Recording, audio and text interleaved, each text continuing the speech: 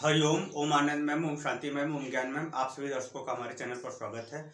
आज हम लोग बीएड सेकंड सेमेस्टर के अंतर्गत अधिगमकर्ता केंद्रित पाठ्यक्रम की महत्वपूर्ण विशेषताओं के विषय में अध्ययन करेंगे।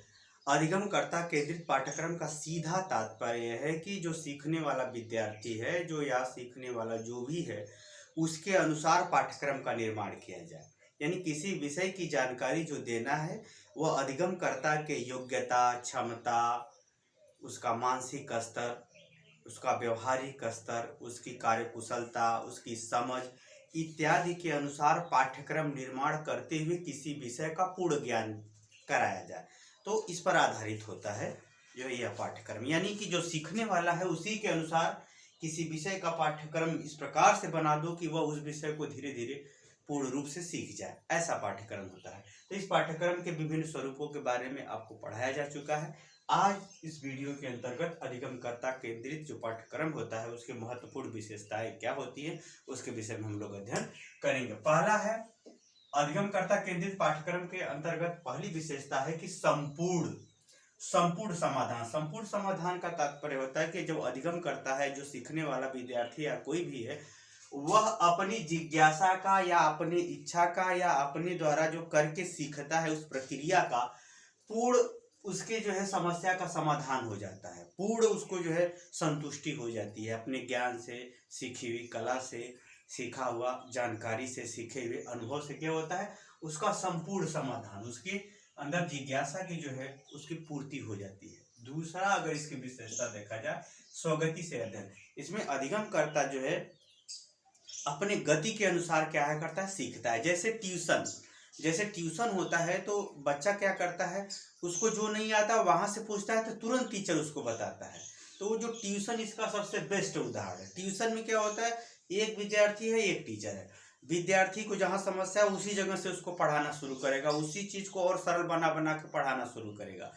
तो अपने विद्यार्थी ट्यूशन में क्या होता है, अपने गति से, अपनी योग्यता और अपनी क्षमता के अनुसार किसी विषय वस्तु का पूर्ण ज्ञान प्राप्त करता है या किसी विषय वस्तु में ज्ञान प्राप्त करता है।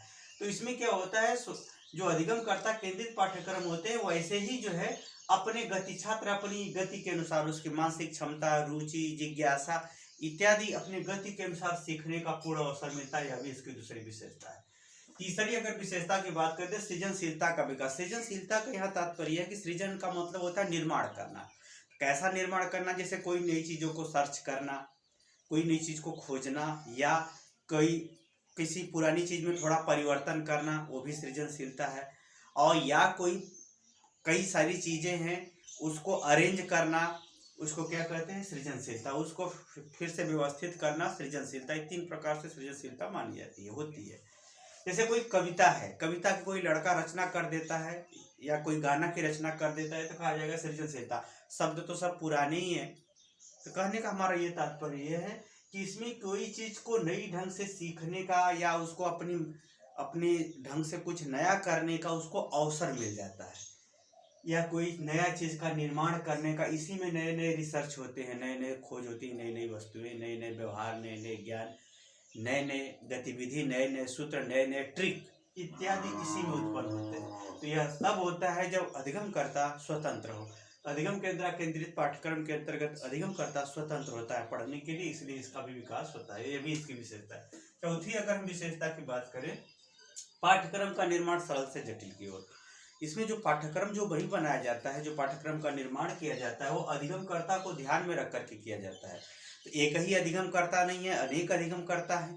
तो इसलिए जो पाठ्यक्रम का निर्माण है वो एकदम सरलतम से सरलतम ढंग से शुरू होता है और उसको धीरे धीरे स्टेप बाय स्टेप करके उसकी जटिलता या उसकी व्यापकता से उसका परिचय कराया जाता है। यह भी इसकी महत्वपूर्ण विशेषता है। पांचवा है करके सीखने पर बल दिया जाता है, क्योंकि अधिगमकर्ता जो है यह विभिन्न स्वरूपों के अंतर्गत, जैसे कार्य केंद्रित पाठ्यक्रम, क्रियात्मक केंद्रित पाठ्यक्रम, अनुभव केंद्रित पाठ्यक्रम, इसके विभिन्न स्वरूप होते हैं जिसको पढ़ाया जा चुका है।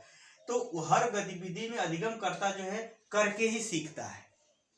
उसमें हर स्टेप पर जो है उसको कहीं जो है वो करके सीखता है, उसको कहीं फ्री नहीं छोड़ा गया है, उसको क्रिया के रूप से सिखाया जाता है, क्योंकि वह ज्ञान, व्यवहार, क्रिया और कार्यक्रम इत्यादि सभी चीजों से वह रूबरू हो जाता है। इसलिए जो है ये जो करके सीखने पर उसको बल दिया जाता है, इसलिए उसका स्मृति अस्थायी होता है, ज़्यादा प्रभावशाली होता है, यानी करके सीखने पर ही बल दिया जाता है। इसलिए यह भी इसकी क्या है, महत्वपूर्ण विशेषता है, तभी यह पाठ्यक्रम माना जाएगा। छठा है मानसिक प्रवृत्तियों के अनुसार विकास। मानसिक प्रवृत्तियों का मतलब जैसे कोई कताई बुनाई कढ़ाई में ज़्यादा अच्छा है तो वह उधर उसका विकास हो जाएगा।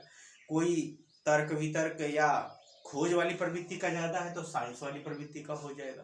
कहने का मतलब यह है कि जैसा छात्र की मानसिक प्रवृत्ति होगी, जैसा उसकी मानसिक प्राकृतिक रचना होगी, वैसा उसका जो है विकास का अवसर अधिगमकर्ता केंद्रित पाठ्यक्रम में उपलब्ध कराए जाते हैं, या वैसा उसके विकास की स्वरूप या दिशा तय कर दी जाती है। यह भी प्रचुर अवसर अधिगमकर्ता केंद्रित पाठ्यक्रम के अंतर्गत मिलता है। ये भी आप जान लीजिए, वर्तमान समय में इस पाठ्यक्रम का बहुत ज़्यादा महत्व है और बहुत ज़्यादा फोकस किया जा रहा है। आगे अगर देखें तो आत्मविश्वास की जागृति, जब इसमें जो है बालक करके सीखता है तो उसका अनुभव, उसका विश्वास बहुत ज़्यादा होता है। तो इसमें आत्मविश्वास, छात्र को जो है, शिक्षक का तो अपने जो ज्ञान पर विश्वास है तो है ही है, छात्र को बड़ी कम समय में अपने ऊपर आत्मविश्वास बहुत ज़्यादा बढ़ जाता है, कॉन्फिडेंस बहुत ज़्यादा बढ़ जाता है, शंका की स्थिति नहीं उत्पन्न होती, शंका नहीं होती, या बहुत थोड़ी मोड़ी हो सकती है तो हो सकती, नहीं तो नहीं, एकदम फुल कॉन्फिडेंस, फुल जागृति में वह अपना जीवन या अपने ज्ञान को या अपने व्यवहार को सीखता है। आगे है योजनाबद्ध पाठ्यक्रम। इसमें जो योजनाबद्ध पाठ्यक्रम का पाठ्यक्रम तो सब में होते हैं, पाठ्यक्रम के जो विभिन्न स्वरूप है सब में पाठ्यक्रम, इस योजनाबद्ध का यहाँ तात्पर्य है कि जो भी योजना बनेगी, पाठ्यक्रम का जो भी प्रारूप तय होगा वह सीखने वाले के अनुसार होगा, अधिगमकर्ता केंद्रित के अनुसार होगा। यह भी इसकी महत्वपूर्ण विशेषता। अगर छात्र इंडिविजुअल है, विशिष्ट है, तो विशिष्ट के अनुसार पाठ्यक्रम बन जाएगा। इसमें जो पाठ्यक्रम का जो स्वरूप है, उसका जो नेचर है, उसका जो सिस्टम है, उसका जो क्रम है, हर छात्र के अनुसार अपना एक यूनिक होता है। इसीलिए मैंने आपको ट्यूशन का उदाहरण दिया, ट्यूशन, कोचिंग नहीं, कोचिंग इसका उदाहरण नहीं, ट्यूशन इसका उदाहरण। ट्यूशन के अंतर्गत जैसा छात्र चाहेगा, जिस विषय को जहाँ उसकी कमी होगी वो बताता जाएगा, वो सीखता जाएगा उस तरह से। यानी योजनाबद्ध तरीके से जो पाठ्यक्रम बनेगा वह अधिगमकर्ता के हिसाब से बनेगा। अगर यदि हम अधिगमकर्ता जैसा विशेष होगा तो विशेष रूप पकड़ ही लेगा। अगला अगर हम विशेषता देखें इसके, तो प्रयोजनवाद और उपयोगितावाद को बढ़ावा। प्रयोजनवाद का मतलब यह होता है, यहाँ प्रयोग के माध्यम से जो भी जानकारी दी जाती है उसके अनुभव से जोड़ करके, या उसके पूर्व क्रियाकलाप व्यवहार से, या वर्तमान क्रियाकलाप से जोड़ करके उसको प्रयोजनवाद की प्रवृत्तियों में, यानी उसका प्रयोग के माध्यम से सिखाने पर भी बल दिया जाता है। साथ में उपयोगितावाद का मतलब उसकी जरूरत क्या है, वर्तमान में उसकी जरूरत क्या है, उन सब चीज़ों से जोड़ करके भी उसे पाठ्यक्रम का तैयार करा जाता है, या उस ढंग से जोड़ करके अधिगमकर्ता को सिखाया जाता है। यह भी इसका महत्वपूर्ण विशेषता है। आगे अगर देखें तो यह अत्यंत प्रभावशाली है। क्यों अत्यंत प्रभावशाली है? क्योंकि यह जो है मानसिक स्तर से, व्यवहारिक स्तर से, सामाजिक स्तर से, क्रिया के स्तर से और विभिन्न उसके गतिविधियों के स्वरूपों के स्तर से वो क्या करता है, परिचित हो जाता है। इसलिए यह पाठ्यक्रम अत्यंत प्रभावशाली होता है। अगला है तीनों स्तर का ज्ञान, जैसे स्मृति स्तर, बोध स्तर, चिंतन स्तर। इसको पूर्व के वीडियो में पढ़ाया जा चुका है। आप प्ले लिस्ट में आप प्लीज जाइए, वहां से सब्जेक्ट का क्रमशः अध्ययन करते रहिए और वर्तमान में जो वीडियो जा रहा है उसे भी देखते रहिए। तब आप जो है धीरे धीरे घर बैठे, आपको, मुझे उम्मीद है कि बीएड के लिए पर्याप्त आपको मैटर हमारे वीडियो के अंतर्गत मिल जाएंगे। तीनों स्तर, स्मृति स्तर, बोध स्तर, चिंतन। स्मृति स्तर में क्या होता है, ज्यों कहते अडॉप्ट किया जाता है। बोध स्तर में क्या जाता है, उसका संबंध जोड़ करके व्यवहार से उसका समझा जाता है। और चिंतन स्तर में क्या होता है, उसमें जो है क्या और किया जा सकता है, क्या विकास किया जा सकता है, क्या इसमें जोड़ा घटाया जा सकता है, उसके महत्व मूल्य को समझा जा सकता है।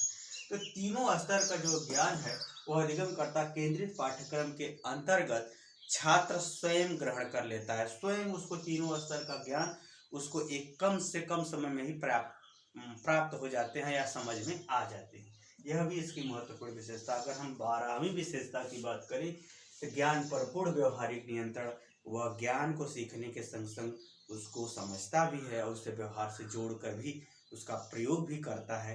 यही कारण है कि अधिगमकर्ता केंद्रित पाठ्यक्रम बहुत प्रभावशाली होता है। अर्थात वह ज्ञान को जब व्यवहार में उतारता है तो वह शंका वाला नहीं, पूर्ण नियंत्रण के साथ उतारता है, पूर्ण विश्वास के साथ उतारता है या पूर्ण विश्वास के साथ वो व्यवहार करने में सफल होता है।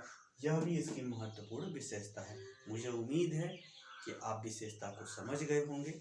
आप इस बात का विशेष ध्यान रखिएगा कि बिना कुछ किए कुछ होने वाला नहीं है। अगर मानसिक रूप से ही सब कुछ प्राप्त होता तो फिर कर्म करने की आवश्यकता क्यों होती।